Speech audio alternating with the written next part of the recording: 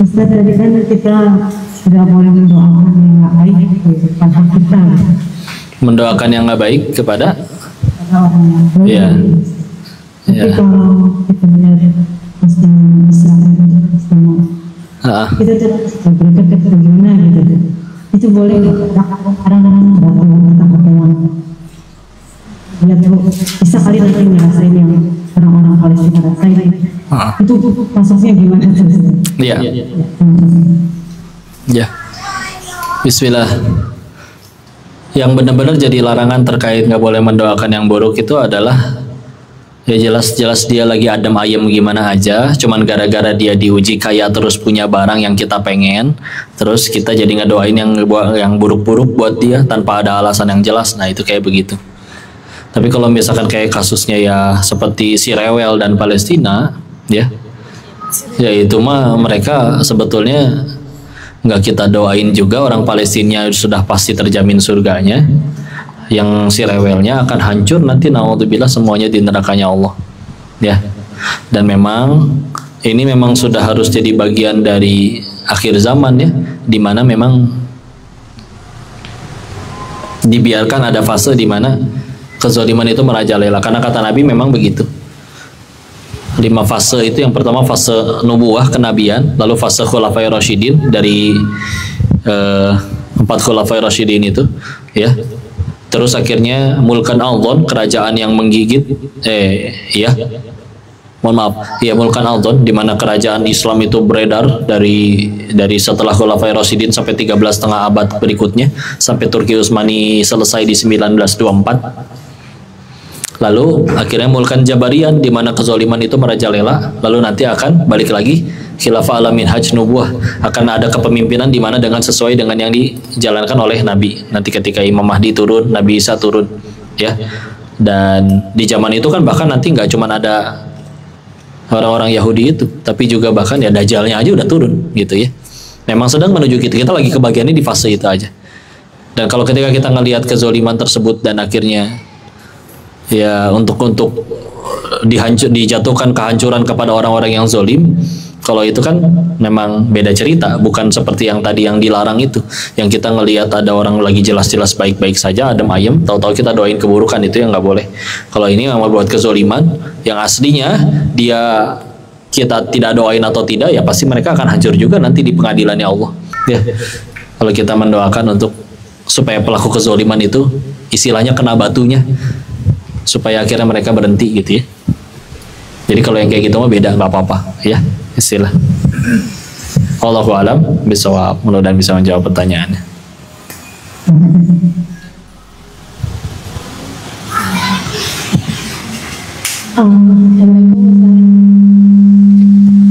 Enggak. Tadi kan dari bangun tidur kita harus mengawali kejadian itu mikir mau apa gitu. Kalau itu kan Apa gimana, Bu? tadi kan Bangun tidur. bangun tidur.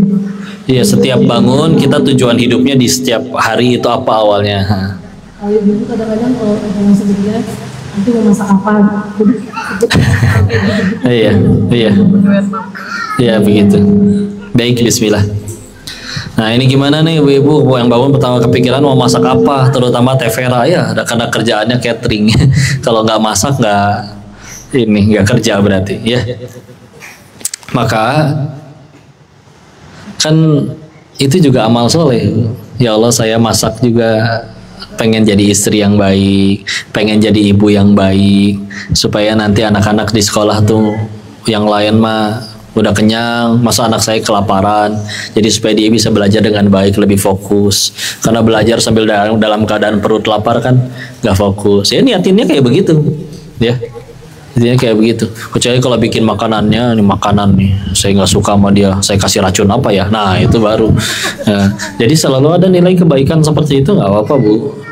Bangun pagi hari ini, aduh hari ini dakwah di mana ya, misalkan. Ya, tapi niatnya benar-benar niatnya pengen lillahi ta'ala, dapat ridhonya Allah. Akhirnya kepikiran yang seperti itu, nggak apa-apa banget, tenang aja, ya. Jadi bukan berarti yang kayak gitu berarti fokusnya sama dunia. Yang dunia yang dimaksud, yang dilarang, yang disebut hadis tadi adalah bangun tuh dipikirin ini gimana caranya saya pengen kaya ya. supaya kaya, dan tujuan kayanya salah lagi, itu dia ya. Karena ada orang pengen kaya supaya pengen berangkatin orang tuanya haji, itu mah masih aman. Orang pengen kaya supaya bisa bangun masjid, itu juga masih aman, murni untuk itu ya. Tapi kan di luar sana ada orang kaya supaya dia naksir sama saya, supaya saya bisa kebeli mobil ini, nanti kan dibikinin, dikontenin, flexing, terus akhirnya jadi banyak yang nge-view. Ujung-ujungnya malah banyak yang minjem duit kalau misalnya bikin video flexing teh, ya. Jadi kan seolah kayak bakal ngasih pengumuman, hei gua kaya loh. Ya orang kan akhirnya jadi pada pengen minjem duit. Efek samping ya. Tapi itu dia ya. Yang dimaksud dunia tadi ya benar-benar hanya ya itu aja, gimana ya cai hari ini saya dapat jabatan, saya harus fitnah apa lagi buat pesaing politik saya ini, yang kayak gitu-gitu baru nggak boleh. Tapi kalau misalnya kayak tadi ya masa, tapi karena pengen jadi ibu yang baik, ya itu mah masih kebaikan, bu amal soleh, tenang aja ya. Jadi kan setiap hari kita mikirin, ya Allah saya mati bakal pengen beramal soleh. Amal soleh saya apa tuh? Saya bukan ahli hadis, bukan ahli Quran. Terus saya adalah seorang ibu rumah tangga yang bisanya masak. Ya sudah, bismillah. Berarti saya menjadi support system yang baik bagi suami saya, bagi anak-anak saya. Itu juga pahala amal soleh. Jadi kayak gitu mah aman, bu ya. Allahu a'lam.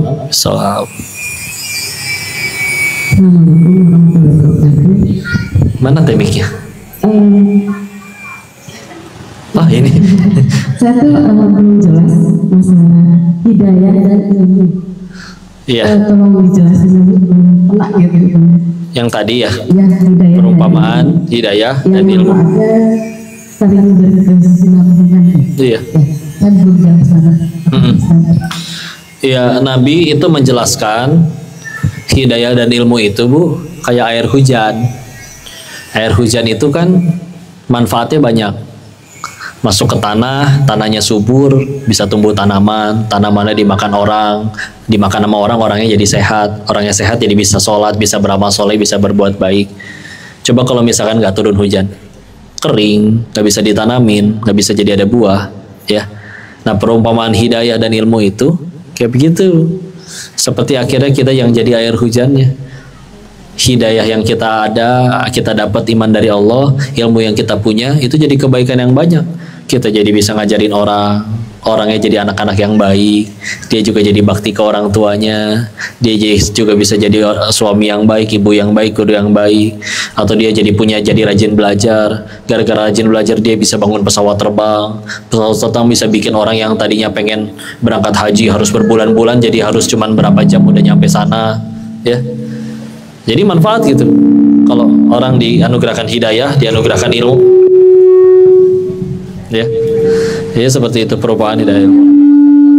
Iya, iya dekat ini. Dan kalau lagian kalau udah bicaranya, ya tadi Nabi memilih perumpamannya seperti itu ya.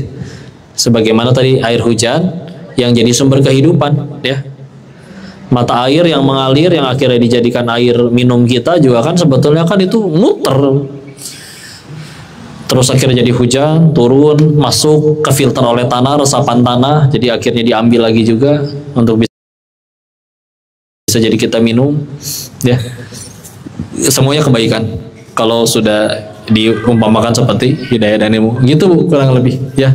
Jadi kalau kita pengen supaya jadi kebaikan yang berkesinambungan, ya bismillah, mudah-mudahan Allah anugerahkan kita hidayah, kita juga punya ilmu dan mengajarkannya. Nah karena nanti ilmu tersebut akan jadi kebaikan.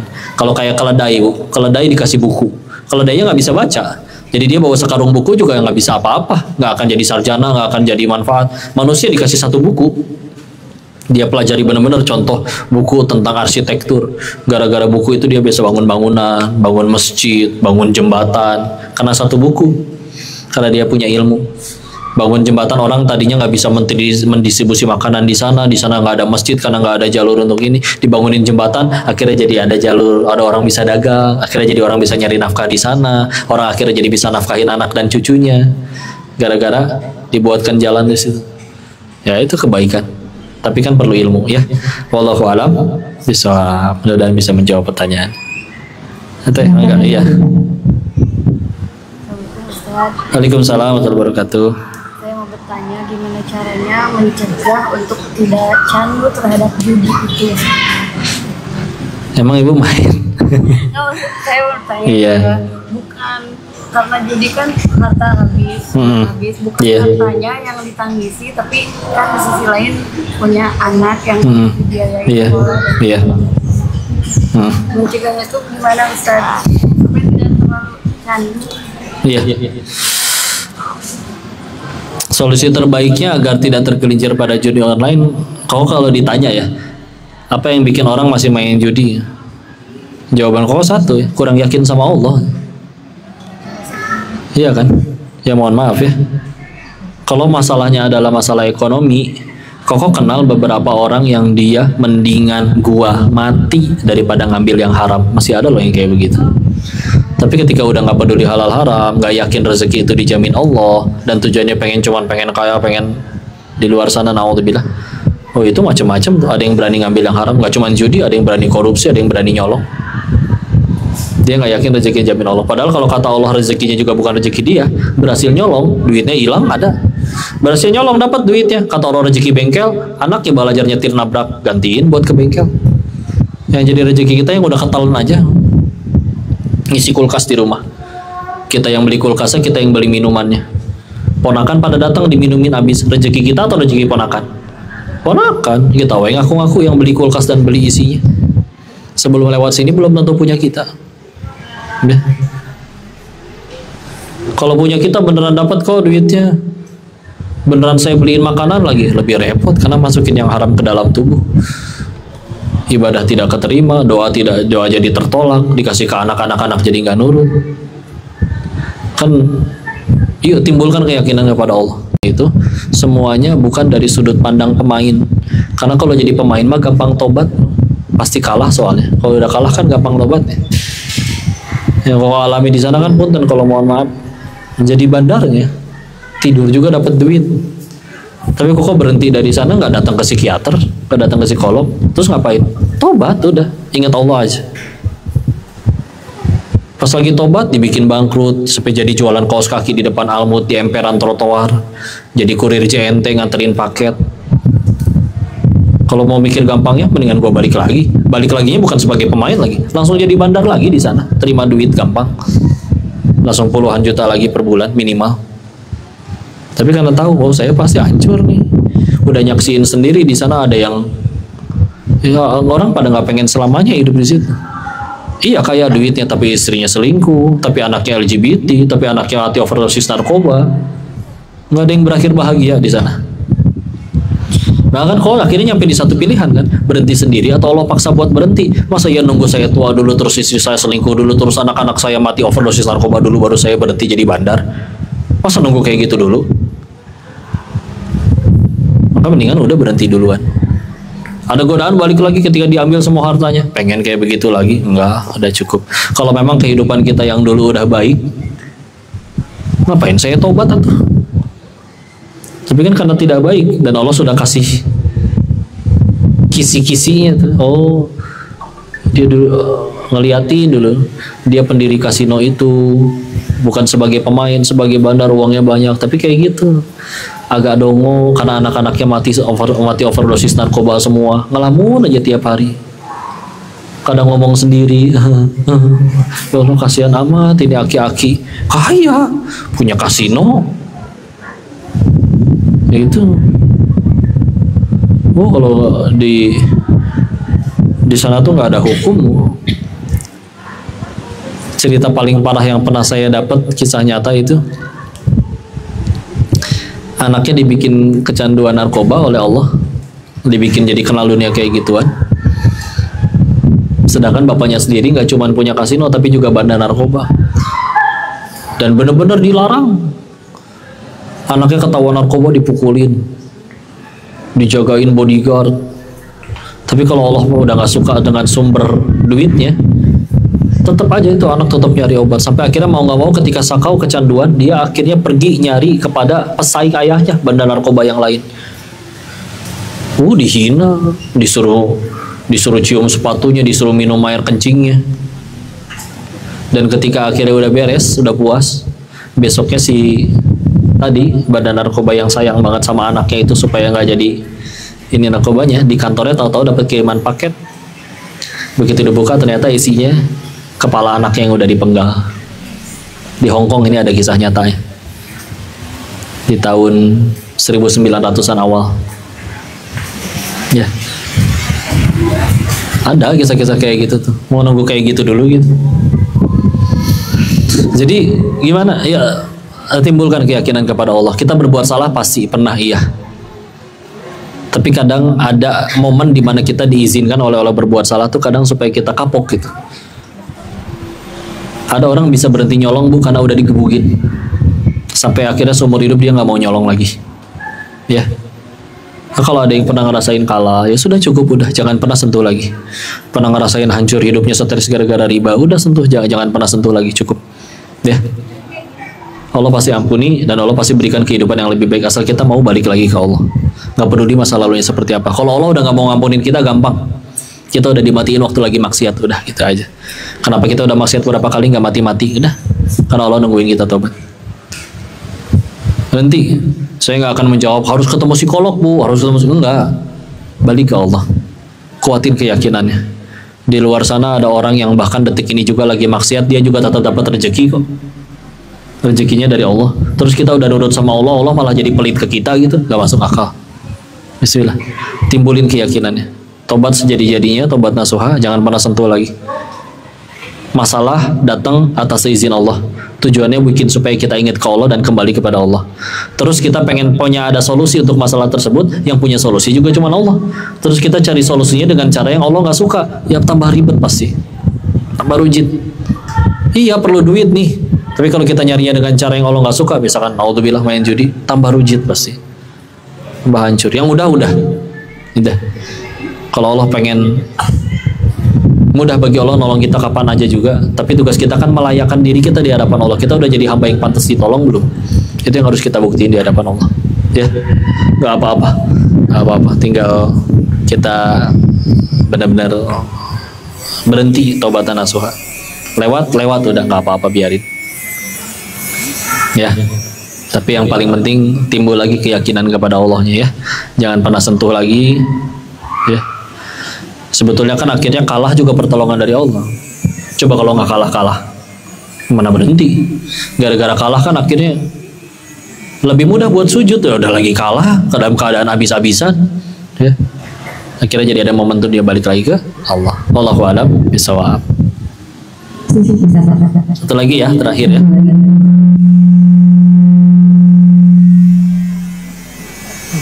Assalamualaikum warahmatullahi wabarakatuh. Waalaikumsalam warahmatullahi wabarakatuh. Ustaz, tadi kalau menyebarkan ilmu itu kita berpahala. Ya. Kalau mengingatkan sholat kepada teman, kepada lingkungan, jadi menyebarkan ilmu kan yang masuk ke dalam kategori menyebarkan ilmu nggak mengingatkan sholat. Iya, baik Ya. istilah. Nah itu kan nggak semua orang suka ya diingetin sholat.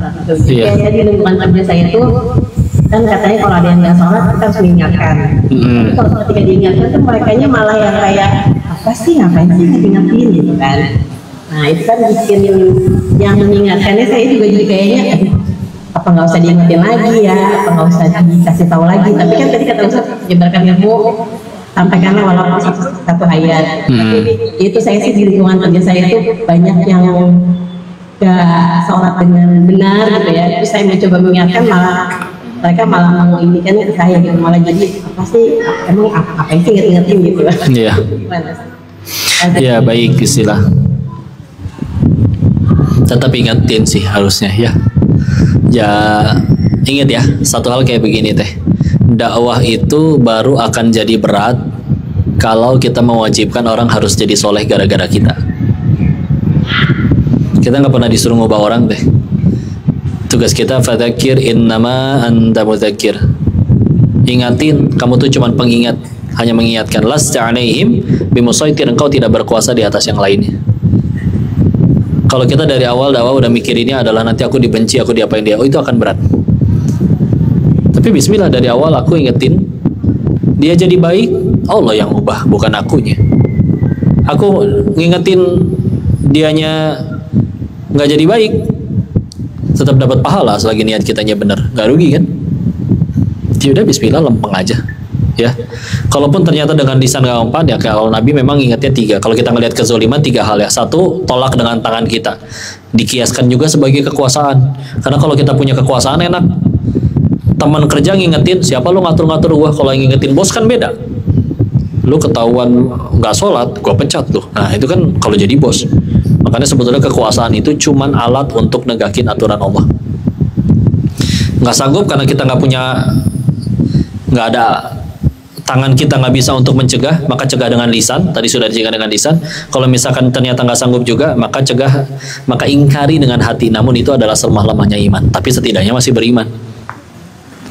Atau kalau emang dengan mulut aja udah nggak mempan, nasihat tadi pokoknya mah terusin, buktiin. Kita tetap sholat, kita tetap jaga sholat. Mereka yang lain nggak sholat juga nggak apa-apa. Tapi dengan akhirnya kita jaga sholat, tahu-tahu kita suatu saat buktiin, loh kok dia naik jabatan duluan, loh kok dia sukses duluan, loh kok berhasil duluan. Ketika kita, kok kamu bisa sih lebih sukses, lebih berhasil? Bukan akunya yang hebat, ini mah Allahnya aja yang nolong. Kan Allah nyuruh gitu, wasta'inu bis-sabri was-sholat. Mintalah pertolongan dengan sabar dan sholat. Ya udah, saya emang nggak bisa apa-apa, cuman sering minta tolong aja, sering sholat.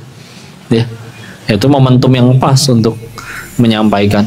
Ya, sisanya gimana Allah? Misalkan kayak gini ya, ngingetin sholat nih. Pernah ada orang cerita kayak gini, kok saya temenan sama dia 30 tahun kok, bayangin kok. Dan 30 tahun itu setiap hari saya ingetin dia sholat. Tapi sampai detik ini dia belum mau sholat juga kok. Maka gimana kok saya mesti ngapain kok? Saya jawabnya waktu itu adalah, selamat. Berarti kamu punya pahala dakwah ngingetin orang sholat selama 30 tahun. Kapan cair jadi pahalanya? Nunggu orang itu mau sholat atau setelah kita ngingetin? Kita beres ngingetin juga jadi pahala. Bayangin kita ngingetin, baru kebagian pahalanya, nunggu orangnya mau sholat. Orangnya sholatnya 30 tahun kemudian. Itu lama banget cairnya. Ya. Ibarat gini, bangun masjid yuk. Ayo. Begitu akhirnya ngebangun, sedekah 10.000, masjidnya belum jadi, kita mati duluan. Di hari akhir kita dapat buku catatan amal. Pas dilihat, loh kok nggak ketulis? Kau kan tahu ya Allah, saya bangun masjid waktu itu 10.000. Kenapa di sini nggak ada? Tiba-tiba ada suara dari langit. Ya karena masjidnya belum jadi pahalanya belum cair. Nggak mungkin gitu. Makanya gitu konsepnya, nggak mungkin. Masjid belum jadi, duit masih di kantong, hati udah niat, udah ada pahala niat. Apalagi dilakuin, ada pahala perbuatan. Jadi ngingetin orangnya nggak pengen sholat, ya tetap dapat pahala. Nggak nunggu orang yang mau sholat dulu. Dia sholat Allah yang ubah, dia nggak sholat kita tetap dapat pahala. Iya udah. Jadi nggak berat. Kalau tujuan kita itu ringan, mau mereka katain bawel tuh jangan deket-deket sama dia, nanti lo diingetin sholat lo. Ya terus kenapa emang? Ya emang gua hidup untuk berdakwah, gituin aja udah bisa lah. Ya. Sambil kita juga buktiin kita bisa sukses, karena punten ya. Emang kadang ketika kita akhirnya belum jadi apa-apa, orang lebih mudah ngeremehin. Nabi, salah satu yang bikin Nabi sukses berdakwah adalah Nabi udah sukses duluan sebelum jadi Nabi. Jago dagang, gelarnya Al-Amin, terpercaya. Orang-orang di sejazirah Arab itu udah tahu kalau ada masalah paling sulit, serahkan kepada yang namanya Muhammad itu, karena pasti selesai urusan kalau sama dia. Ini pemuda paling hebat ini di zamannya. Ya, coba beliau sudah punya reputasi itu sebelum jadi Nabi. Bayangin kalau misalkan beliau nggak punya reputasi itu, kerja males-malesan, nggak bisa dipercaya, tukang bohong, tahu-tahu jadi Nabi, dikira gelo. Nggak akan ada yang percaya. Selevel Nabi yang udah betulan aslinya Al-Amin aja masih ada yang dikatain Majnun, yang ngatain beliau Majnun, dikatain gila. Ya, kita juga harus punya dorongan untuk bisa sukses, karena dengan kita sukses itu alat yang memudahkan dakwah kita sebetulnya. Ya, sampai mudah-mudahan suatu saat ibu yang jadi bosnya, jadi pemimpinnya, jadi lebih memudahkan dakwahnya. Ya, Allahu a'lam bishawab. Cukup. Ya, segitu dulu ya. Satu lagi, ya udah, sok mangga.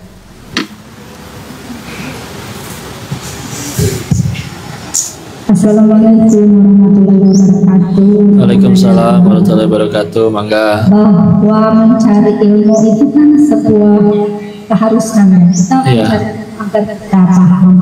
Nah, ada sebuah ungkapan bahwa adab lebih baik daripada ilmu, karena ilmu tanpa adab menjadikan kesombongan.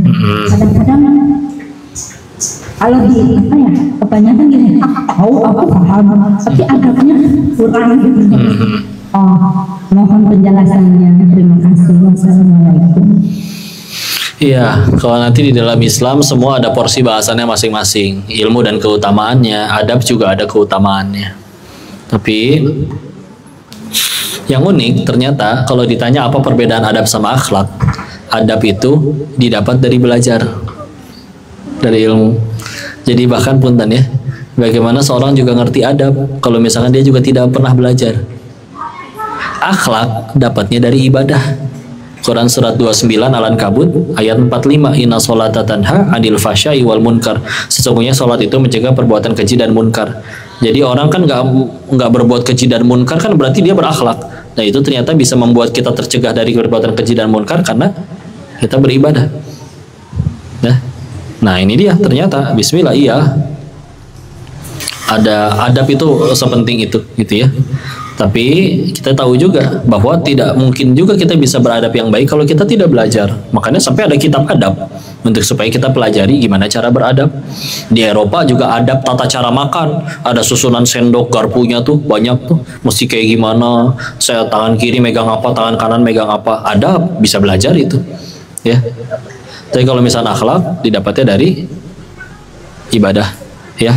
Gimana berarti supaya akhirnya menyikapi agar yaitu dia tadi ya, bahwa adab itu bukan lebih baik sih, adab qobla sebetulnya, adab sebelum ilmu ya. Nah memang Imam Malik juga ketika belajar kepada gurunya selama bertahun-tahun mempelajari adabnya dulu dan akhlaknya dulu, baru akhirnya mempelajari fikihnya beliau, fikih dari gurunya Imam Malik ya. Karena memang ilmu itu kayak, soalnya ilmu itu kayak gini, ilmu itu nggak tergantung IQ, tapi ilmu tergantung sang pemilik ilmu ridho nggak nitipin ilmunya di kepala kita. Kalau ditanyanya gimana cara supaya Allah ridho nitipin ilmunya di kepala kita, cara terbaiknya adalah adab memang ya.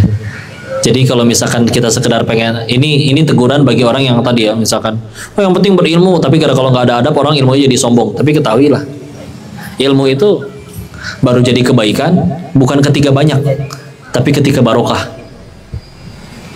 Kalau gimana caranya biar barokah? Yaitu ketika tadi diamalkan ya, jadi kebaikan diamalkan, dan juga tadi gara-gara adabnya Allah jadi ridho.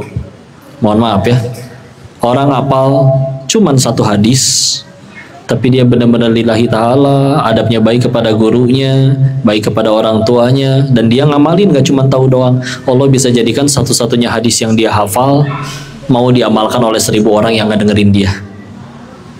Tapi kalau misalkan dia hafal 1000 hadis tapi niatnya salah, caranya salah, adabnya juga gak dijaga, maka mudah bagi Allah menjadikan tidak ada satupun yang mau ngamalin hadis yang keluar dari mulut dia, padahal dia hafal 1000 hadis. Sehingga ya bisilah, ilmu penting, adab juga sama-sama penting, tapi ya kita kaitkan tadi ya, untuk supaya ilmunya manfaat berarti harus diberkahi. Gimana supaya Allah berkahi ilmunya? Adanya caranya dengan adab. Tapi adab supaya kita bisa ngerti adab juga gimana? Kita masih pelajari adab, ada ilmunya juga. Jadi ya semuanya berkesinambungan ya, saling membutuhkan satu sama lain. Dan juga perlu dicatat, makin benar orang belajar Islam, maka akan makin bagus adab dan akhlaknya. Kita pengen ngelihat bagaimana orang ini berislamnya benar atau enggak, akan lihat dari perbuatannya ya, akan kelihatan dari perbuatannya. Nabi akhlaknya paling mulia karena beliau nggak cuma belajar Islam, beliau akidahnya paling benar, dan bahkan beliau nggak cuma taat syariat, bahkan beliau jadi syariat ya. Karena sekali lagi, kalau sekedar ilmu banyakan komputer, internet, tapi ya benda komputer ditaruh di pinggir jalan ya, ngelihat ibu keserempet motor, nggak mungkin laptopnya gerak nyelamatin ibu ya, udah benda soalnya ya. Tapi kalau bicara ilmu banyak banget itu di dalam memori ya. Tapi bisilah itu dia, ilmunya itu jadi keberkahan nggak, diamalin nggak, jadi manfaat nggak ya. Dan akan terbukti orang kalau belajar agamanya benar, dia makin muncul dalam adab dan akhlaknya. Jadi harus kayak gitu berkesinambungan ya. Wallahu a'lam bishawab. Cukup? Baik, istilah. Makasih banyak, barakallahu fikum. Benda-benda yang dirahmati Allah, mohon maaf lahir batin. Jika ada kesalahan, semuanya murni dari Koko. Tolong dimaafin, dinasihatin, dan dikoreksi. Jika ada kebaikan, semuanya pasti dari Allah dan kita bersyukur kepadanya. Ya. Kita tutup dengan kalimat hamdalah, alhamdulillahirrabbilalamin, istighfar 3 kali, astagfirullahaladzim, astagfirullahaladzim, astagfirullahaladzim, dan doa kafaratul majelis, subhanakallahumma wa bihamdika, asyhadu an la ilaha illa anta, astaghfiruka wa atubu ilaik. Makasih banyak semuanya, nanti kita ketemu lagi, ngebahas lanjutan dari kitab ini. Panjang umur, sehat selalu, saling mendoakan. Wabillahi taufiq wal hidayah. Assalamualaikum warahmatullahi wabarakatuh. Saya izin langsung ke rumah sakit ya. Doain si kembar juga ya. Hatiin dulu ya, nanti kita ngaji lagi. Assalamualaikum warahmatullahi wabarakatuh. Atas kajian hari ini, mudah-mudahan sang pemilik ilmu